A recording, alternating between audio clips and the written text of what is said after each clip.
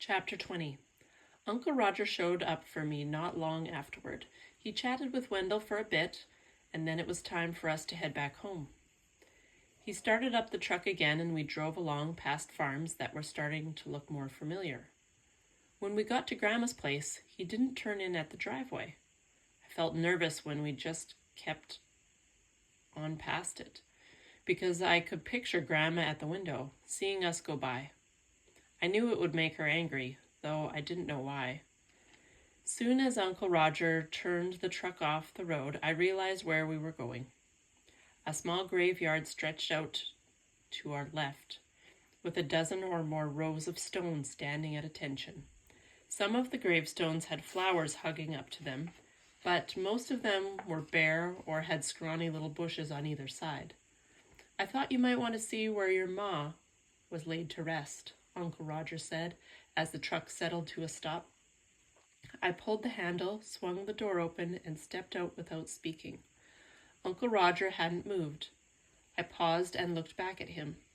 "Over yonder," he said, pointing. "I'll join you after a bit." My knees had gone wobbly, but I managed my way along the rows until I saw the inscription. Stuart Appleby, Margaret Jean, July 17th, 1920 to June 4th, 1944. It was strange seeing my birth date carved there like an accusation. I stood for a few minutes staring at the words, trying to take in the idea that my mother's body was in the ground underneath the spot I was standing. It was the closest I'd ever get to her, but it didn't seem like she was there at all. I'd have thought being at her grave would have made me sad, but it didn't. In fact, I really didn't feel much of anything, except maybe the emptiness of her place in me, which was suddenly more noticeable. Funny the things you think of sometimes. Uncle Roger's voice startled me a little. I turned to face him, pulling my drifting thoughts to what he was saying. "I was just remembering how your ma had chickenpox when she was 14. I teased her a good bit about having a little kid's illness at that age. She just laughed it off. Said whatever got her out of doing sums was okay with her. She was never all that fond of school, especially arithmetic."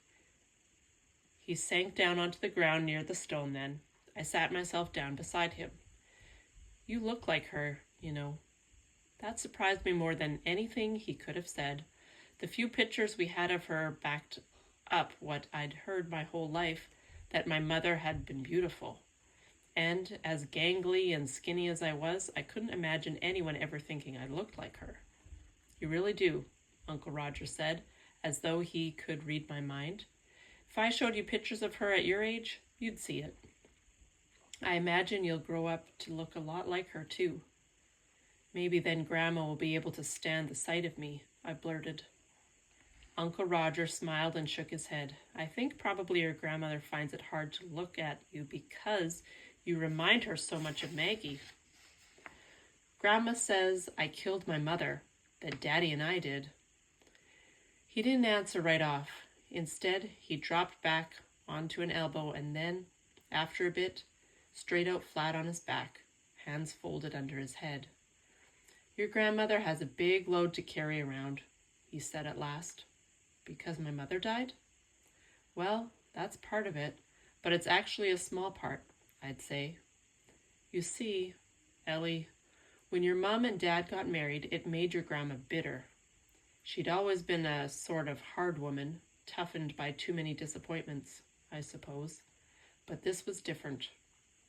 She knew how to handle crop failure and hunger, years of poverty, times of sickness and hardship, but she didn't know how to deal with the kind of betrayal she felt when Maggie ran off. It broke her heart, and the only way she knew how to handle it was to close herself off from the hurt."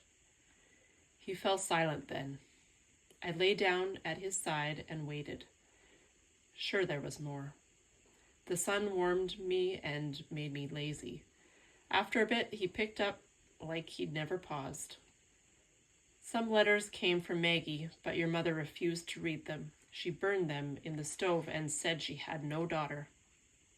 Then the day came when Sheriff Daniluk came to the door, holding his hat and saying that Maggie was dead.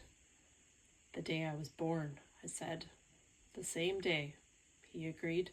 Grandma had been ironing just before he came, and after he delivered the news, she got up and went back to it, picked up that iron and started in on the shirts like pressing them was the most important thing in the whole world. Faster and faster she went, ironing like a madwoman, until Pa up and took hold of her and pulled her away. She let out a long, terrible moan then. I can still hear it, but I never saw her shed a tear or heard another sound of grief from her. It's how she deals with things, maybe the only way she can. She just swallows it all down and waits for it to turn cold and hard inside her. I know the things her grandmother had said. Things like Maggie was dead to her must have haunted her. Maybe it seems to her that she'd brought it all to pass somehow, as if her words and thoughts had that kind of power. And even with all that weighing on her, she held it all in, not a tear. Chapter 21. It didn't make any kind of sense that I could understand, even though Grandma made it clear every chance she got that she didn't want me there. It seemed she was angry if I went anywhere for the day. The day after I'd been to town with Uncle Roger, she gave me all the worst chores to do, starting off with cleaning the outhouse. I sprinkled lye down the holes and scrubbed the wooden surface you sit on, but that didn't satisfy Grandma. She sent me back out to scrub the floor with a brush. All the time I was in there, flies buzzed around my face trying to land. I shooed them away frantically, knowing full well where they'd just been. When I finished that, she told me to take the carpets out to beat them. Some of them were heavy and I could barely get them up over the clothesline. I guess Grandma would have helped if I'd asked, but I couldn't bring myself to do that. By the time I finished banging on them with the broom, my throat and eyes were dry and burning from the clouds of dust. I went to the pump house to get a cold drink of water and to rinse the dirt off my face and get that scratchy feeling out of my eyes. My arms were sore too. No matter how long you beat on a carpet, you never get to the end of the dirt in it. I was half surprised that Grandma didn't come out afterward, pick up that broom and start pounding away, just to make it look like I didn't do a good job. I went back into the house once I got the grit out of my eyes. Grandma was sitting at the kitchen table cutting up vegetables for a pot of stew. I told her I was finished. "Good," she said, without glancing toward me or missing a beat in the rhythm of her chopping. "Do you want me to scrub the floors before I bring the rugs back in?" I asked, when I could find my voice again. I don't know where that came from. Goodness knows it was the last thing I wanted to do with my arms near about to fall off. "The floors are done," she said. So, while I'd been working myself to a frazzle outside, Grandma had been just as busy inside. I went back outside and began struggling with the rugs, but Uncle Roger came along for his lunch, and he insisted on carrying them all back in and putting them in place. I thanked him, and he tweaked my nose, which made a lump come into my throat. Daddy does that sometimes. "You give any thought to our talk about Sammy yesterday?" he asked as we reached the door. "Yes." I looked away. "I decided I'm going to keep him. Is that okay?" "It's all right with me," Uncle Roger said. "You'll need to explain it to Sammy, though, so he knows what's going on." "Okay," I said, wondering how you explain something to a magpie. "I'll help you," Uncle Roger added. "How about we have a talk with him after lunch?" I agreed, though I didn't see why I needed Uncle Roger with me to tell my bird I was keeping him. As soon as lunch was over with, Uncle Roger told Grandma we had something to take care of, and he asked if she could excuse me from the dishes for this one time.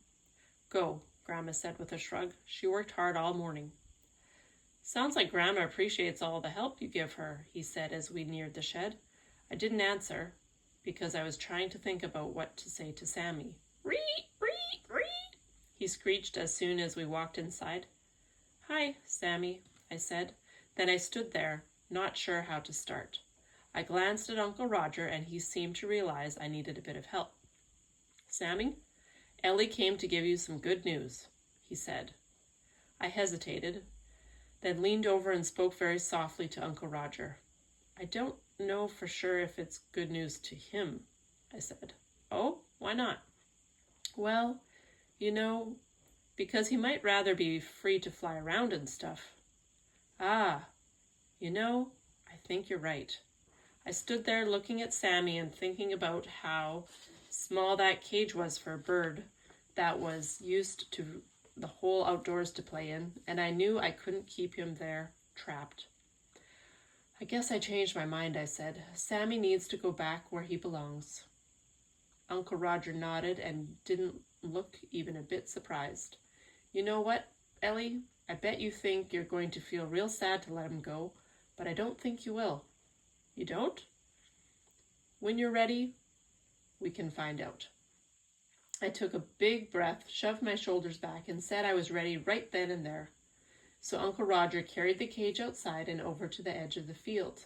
He sat it on the ground and stepped back a bit. I walked up to the cage and leaned in close. "Reet, reet," said Sam. His dark eyes were darting around, and he started to hop up and down. I think he was excited. "Sammy, it's time for you to go back to your own home," I said. "I'm going to miss you. A lot. But I know you wouldn't be happy staying in this old cage." I noticed my throat was feeling a bit strange then, so I thought it might be a good idea for me to stop talking and just go ahead and get it over with. I reached down, unlatched the door, and swung it open. Sammy was completely still for a few seconds. He stared at the open cage door and then lifted his head to look at me, as if he was asking me a question. "That's right," I said. "You're free now. Go on." He didn't need any more permission than that. Sammy stepped forward and out. Then he hopped a few feet away and shook his wings as if they were dusty and he was clearing them off. He pecked at the ground a few times and hopped about a bit more. Then he spread his wings, opening them more and more until they were fully stretched out at his sides. I found I was holding my breath, watching and hoping so hard that he would be able to fly. Uncle Roger had warned me right from the start that it was possibly Sammy might never be able to fly again.